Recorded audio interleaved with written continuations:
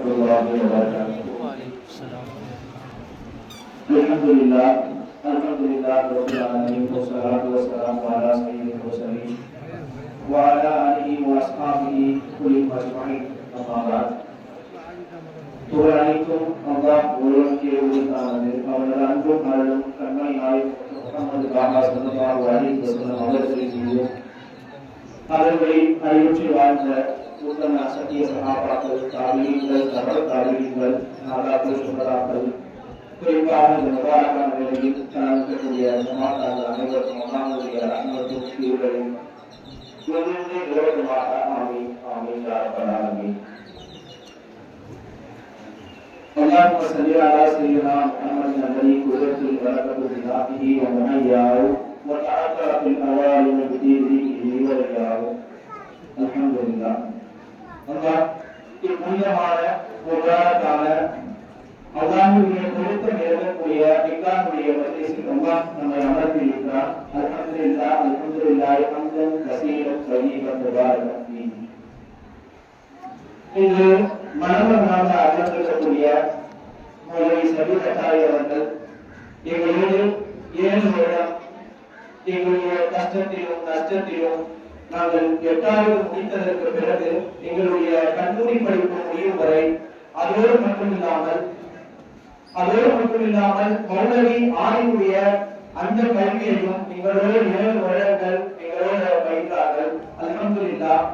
மிகவும் ஒரு சீதேவியான மனிதர், மிகவும் அல்லாஹ் ரசூலுடைய அந்த அதிகமான இஷ்குடையவர். அது மட்டுமல்லாமல் மௌலானா ருபி ரஹ்மத்துல்லாஹி அலைஹி அவர்களுடைய மிகப்பெரிய ஒரு ரசிகர் என்று சொல்லலாம். அவர்களுடைய கருத்தை எங்களோடு அடிக்கடி பகிர்ந்து கொண்டே இருப்பார். மௌலானா ருபி ரஹ்மத்துல்லாஹி அலைஹி அவர்கள் மிகப்பெரிய வலியுமார்.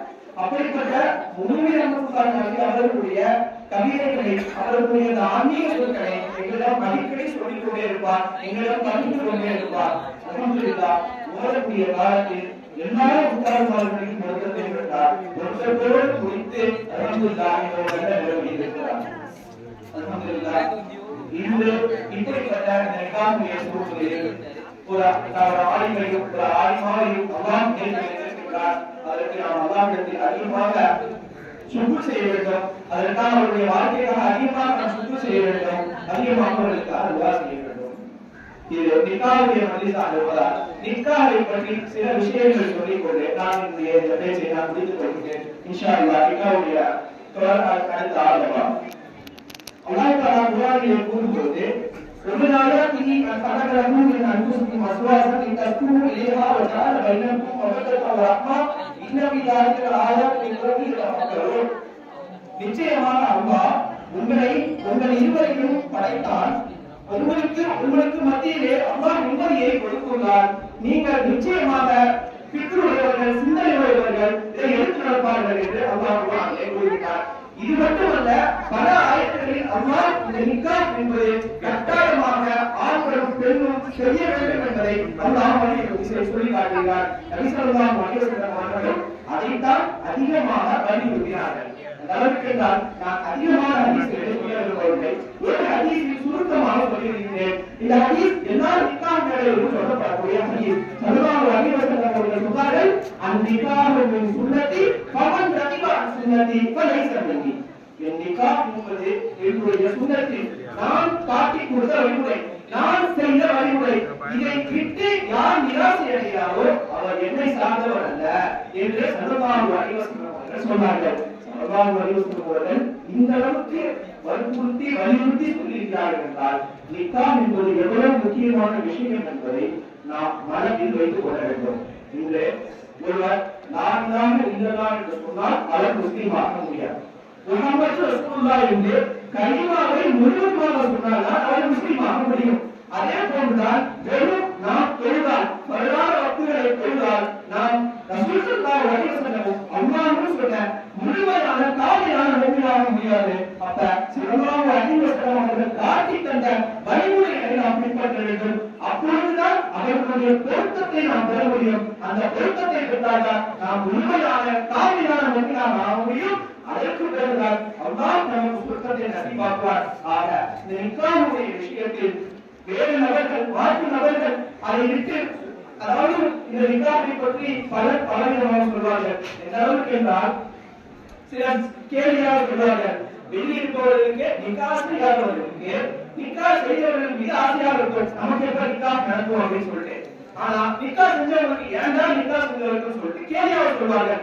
ஆனால் அப்படி சொல்கிறவர்கள் ஸல்லல்லாஹு அலைஹி வஸல்லம் அவர்கள் சொல்லிக் கொடுத்த எப்படி வாழ வேண்டும், கணவன் மனைவி எப்படி வாழ வேண்டும் என்று சொல்லிக் கொடுத்த அந்த நடைமுறையை அவர்கள் பின்பற்றாததன் காரணமாக அவர்கள் வாழ சொல்கிறார்கள். உண்மையாக ஸல்லல்லாஹு அலைஹி வஸல்லம் அவர்கள் மனைவிமார்கள் அவர்கள் எப்படி இருந்தார்கள், அல்லாஹ் குர்ஆனில் நமக்கு எப்படி எல்லாம் சொல்லியிருக்கிறார். ஒரு கணவன் மனைவி, ஒரு சாலிஹான கணவன் மனைவி எப்படி எல்லாம் வாழ வேண்டும் என்று சொல்லியிருக்கிறார்களோ அதன்படி நாம் வாழ என்றால் இந்த கருத்தை நாம் சொல்ல மாட்டோம்.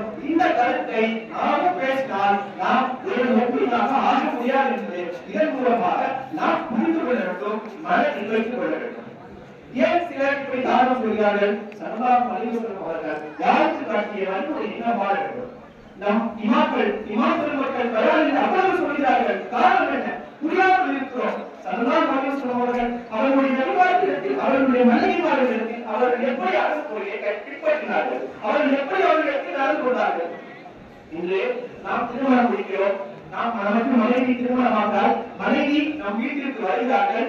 அவர்கள் ஒரு சாதாரணமான ஒரு நிலையில் இருந்து வரவில்லை. தன்னுடைய பெற்ற தந்தை, தாய், தன்னுடைய சகோதரர்கள் இவர்கள் அனைவரையும் விட்டுவிட்டு அவர்கள் தன்னை ஆராய்ந்தார்கள். அவர்கள் அனைவரையும் விட்டுவிட்டு நமக்காக நம்முடைய வீட்டிற்கு வந்து நம்முடைய தாய் தந்தையை அவர்களுடைய தாய் தந்தையாக ஏற்று அவர்கள் அப்படி மாறுகிறது. அவர்களுக்காக நாம் இல்லாமல் நம்முடைய ஈரோவையும் நம்முடைய கோபத்தையும் நம்முடைய திமிரையும் அவர்கள் காமித்தால் நிச்சயமாக அதுதான் பிரச்சனைக்கு காரணமாக இருக்கிறது. ஆனால் ஸல்லல்லாஹு அலைஹி வஸல்லம் அவர்கள் அந்த நடைமுறையை நமக்கு சொல்கிறார்கள்.